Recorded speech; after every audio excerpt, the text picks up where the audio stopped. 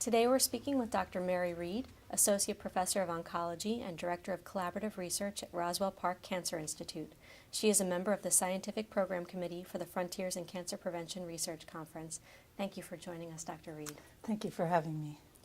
Would you tell us about fluorescent screening for lung and head and neck cancers? How does it work, and what are the implications of this tool for detecting premalignancy in cancer?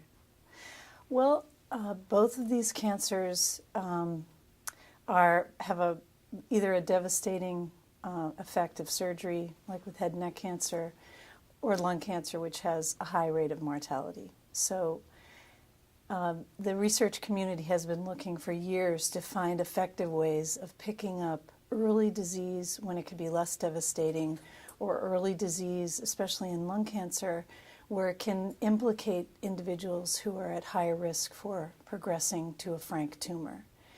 Fluorescence, the common idea about how it was discovered was that there are some drugs used in photodynamic therapy which are fluorescent drugs, and with a laser or a high-intensity beam shined on them, they can kill tumor cells. And it's been around for about 20 years. I believe it was Steve Lamb from British Columbia started to use a different wavelength, the fluorescent wavelength, in the lung tissue to see how low he could go when the cells would stop fluorescing. And what was found from that research was that there's actually a natural fluorescence that occurs in epithelial tissues, particularly the lung and head and neck. So that you don't really need a drug to enhance fluorescence, that we have natural fluorophores in the basal layer of our epithelium, that when you shine a particular wavelength, reflect back to the camera. And for normal cells, this comes back green. The light goes in, it shines back green. It tells you that it's a healthy tissue, that it's organized in a proper way, that there isn't thickening. But for abnormal cells, the light gets deflected, both going in and coming back, and so you see a dampened fluorescence, sort of a brown or a blackish tint. And that tells you not necessarily that this is a cancer or a precancer, but it tells you that there's some disorganization in the epithelium. The fluorophores are diminished. Beyond that, we really don't know how it works specifically. But we do know there have been some trials that have shown that it significantly increases our ability to pick up premalignant lesions in the central airway when we apply this light through a bronchoscope. Unfortunately, the bronchoscope can't go throughout the lung, but as far as it can go, we have increased our ability to pick up pre-neoplasia from hyperplasia, metaplasia, dysplasia, and carcinoma in situ. What these lesions mean is a good question. And based on that experience, we've been doing fluorescence, and many researchers have over the last 15 years. We decided to use a prototype instrument and put it in the mouth. There's some stuff on the market, dentists are using it, but it has never been validated in the mouth. And what we're finding, we'll present the results on Wednesday, and other groups, some in Texas, some in British Columbia, is that applying fluorescence in the mouth also helps you to pick up thickened areas of the epithelium, and it greatly enhances your ability to pick up pre-neoplasia, which again, for both of these cancers, means that the earlier you can detect this disease, we believe that the better survival and the less damage is done with surgery. Would you discuss the chemoprevention trial that has resulted from your efforts to screen high-risk head and neck cancer patients with white light and fluorescent imaging? Well, it actually, our motivation to do it was really based on our experience from the validation study in lung. Again, it was discovered that cells naturally fluoresce in the epithelium. We use it now, and many institutions around the country use this technique to help find lesions. They're now the target of some chemoprevention studies that we're doing and other investigators are doing around the country. But it's really now for researchers, and we're hoping in the broader community will be a tool for picking up early changes that either are indicative of early cancers or are indicative of a person's risk to progression. You are directing 2 ongoing trials in lung cancer prevention at Roswell Park with vitamin D and Erlatinib. What are you observing in these trials? They're both phase 1. The first one is using a form of vitamin D called calcitriol. It's a 1,25-dihydroxy vitamin D3. It's actually the active form of vitamin D at the end of a extensive metabolic pathway that seems to have effect on a cellular level. We have lots of experience with this particular agent at Roswell. And it's a phase 1 study. And so we are doing 20 initial patients who are at high risk for lung cancer, who have a premalignant lesion in their history. We give them calcitriol every other week for 3 months.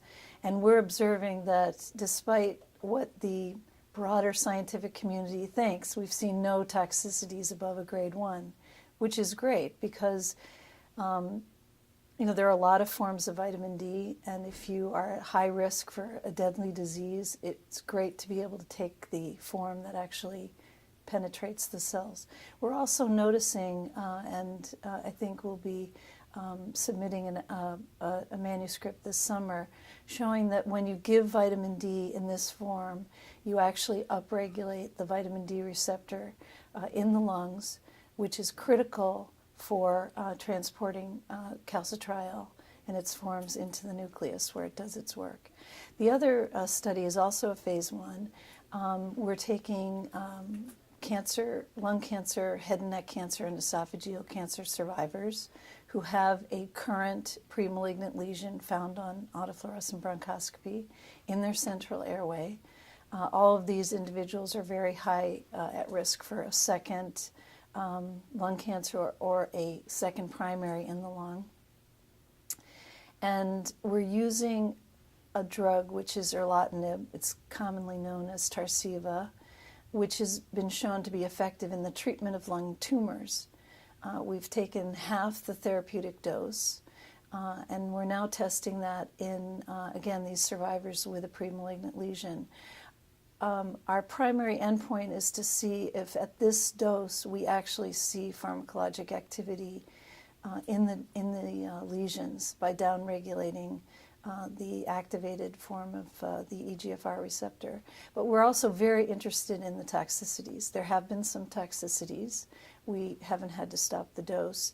But, with chemoprevention, when it's actually using a drug, the key is to find a dose of a drug that's acceptable in terms of the toxicities, because again, these are people who don't have an active tumor.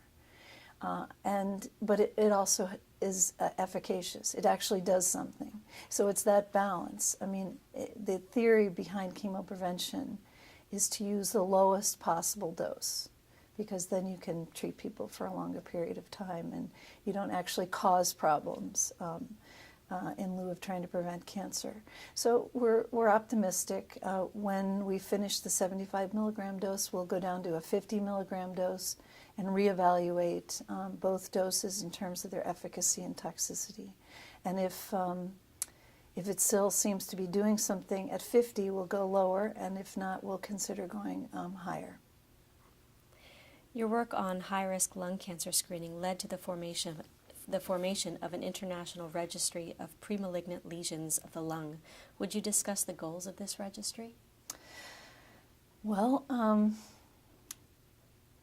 we had a family that came to us who lost a 38-year-old young woman in a matter of 3 months.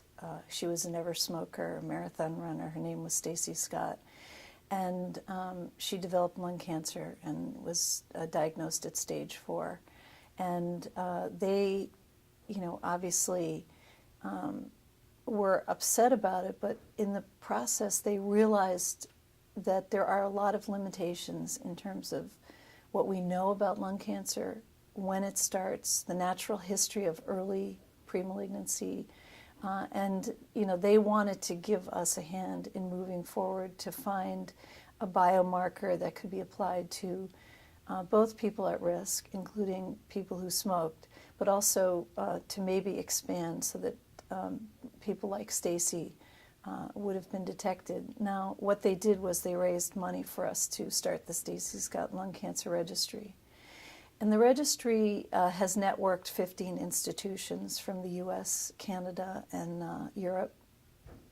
All institutions that are using autofluorescence, who are evaluating, surveilling high-risk lung cancer patients and individuals, and collecting information both on the outcomes of bronchoscopies and CTs, but also on an extensive risk factor profile. And the money that the family raised has allowed us to really network these institutions to get at what is the natural history of lung cancer.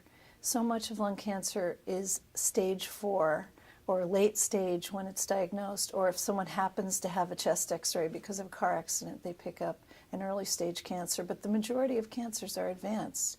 And we really, it's a wide open field as to when it starts, how to know the individuals that are going to progress, and to be able to either surveil them more carefully or put them on chemoprevention.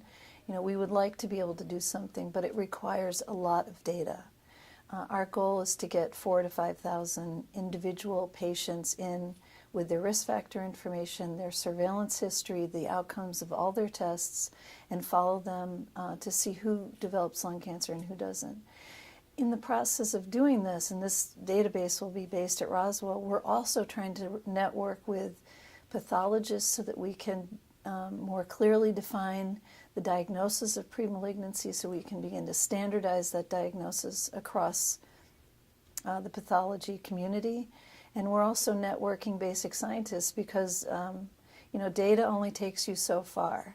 What we really want to do in the end of this is to, by networking with scientists who are looking for genetic or epigenetic markers, to begin to know when these changes start to happen and which ones are really indicative of permanent damage to the lungs.